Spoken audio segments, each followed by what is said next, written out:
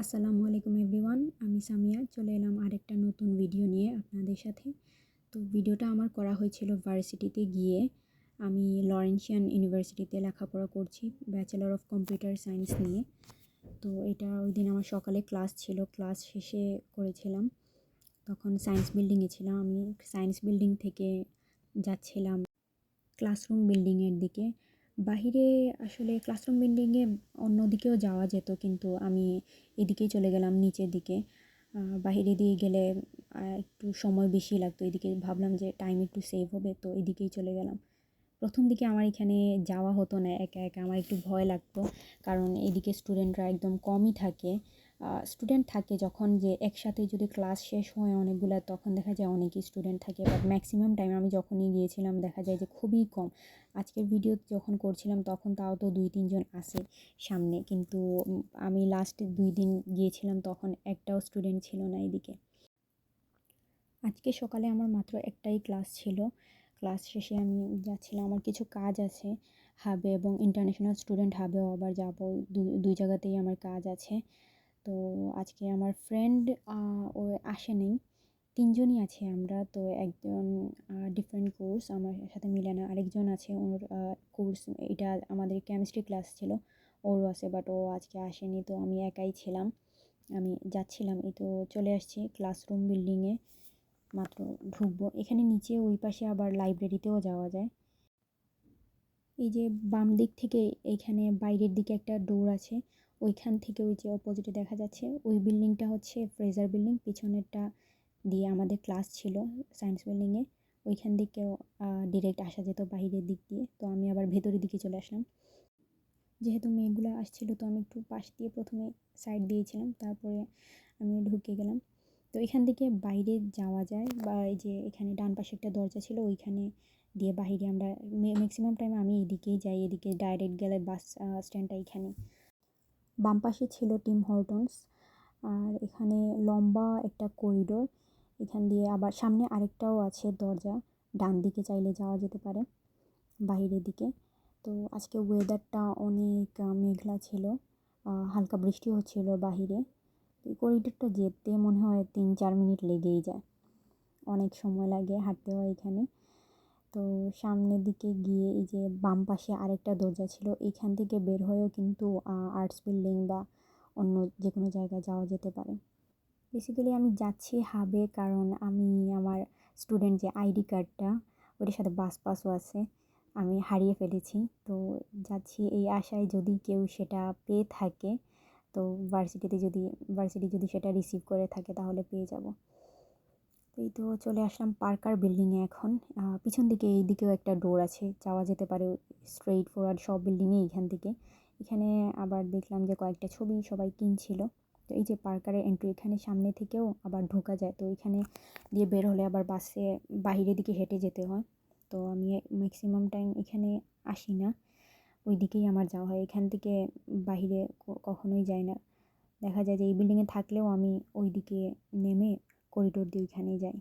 এই যে হাবে চলে আসলাম, একটা স্টুডেন্ট ছিল, আমি এখানে মনে হয় অনেক প্রায় 10 মিনিটের মতো ওয়েট করেছিলাম। তারপরে আমার শেষ হলেও কিন্তু ওরা পায়নি কোনো কার্ড। তো আমি নিরাশ হয়ে চলে গেলাম। এখন ইন্টারন্যাশনাল স্টুডেন্ট হবে, ওইখানেও আমার কাজ ছিল। তো এখানে ম্যাক্সিমাম স্টুডেন্টরাই দেখা যায় যে লেখাপড়া করে বসে এখানে। এখানে একটা স্টোরও ছিল লরেন্সিয়ানের, কাপড় কেনাকাটা করে যেতে পারে। আমি ভিতরে এখনও একদিনও যাইনি ওইখানে। তো এই যে কাজ শেষ, তারপরে আমি চলে আসলাম আবার এই যে বাইরে, ওই যে বলেছিলাম টিম হর্টনসের অপোজিটে এখানে একটা ডোর, ওই দিকেই আমি ম্যাক্সিমাম টাইম যাই বাহিরে। আজকেও বাহিরে বের হয়ে দেখি যে এইখানে বৃষ্টি হচ্ছিল হালকা, মানে তেমন একটা না, বাট ওয়েদার এরকম যে এখানকার যে 5 মিনিটের মধ্যে দেখবেন বৃষ্টি শুরু হয়ে গেছে, আবার 10 মিনিটের মধ্যেই দেখবেন যে রোদ উঠে গেছে। তো সকালে যখন আমি আসছিলাম তখন কিন্তু ছিল না, ওয়েদারটা ভালোই ছিল। এখন বের হয়ে দেখি যে পুরাই একদম বৃষ্টি হচ্ছে। কিন্তু আমি ওই দিন লাকও ভালো ছিল, বের হয়েই দেখি বাস চলে আসছে। আদারওয়াইজ কোনো সময় তো 15-20 মিনিট, আধা ঘন্টাও লাগে, ওয়েট করা লাগে, বসতে হয় এখানে। তো বাসটা আসাতে আজকে আর ওয়েট করা লাগে নাই। তো গিয়ে বাসটা মোটামুটি খালিই ছিল আজকে, তেমন স্টুডেন্টও ছিল না, কারণ বাস তো চলেই আসছে। ম্যাক্সিমাম টাইম দেখা যায় বেশিক্ষণ ওয়েট করলে তখন ওয়েট করতে করতে স্টুডেন্ট এসে ভরেই যায়। তো কোনো সময় এরকমও হয় যে সিটই পাওয়া যায় না, দাঁড়িয়ে যেতে হয়। এখানে একটু ব্লারি থাকতে পারে কারণ গ্লাসটা একটু ময়লা ছিল, তো ভিডিওটা ক্লিয়ার আসছে না। আর আরেকটু পরেই দেখতে পাবেন যে বৃষ্টি যখন হচ্ছিল আমি খুশি হয়েছিলাম, কারণ গ্লাসটা একটু মোটামুটি ক্লিয়ার হয়ে গেছিলো বৃষ্টির জন্য।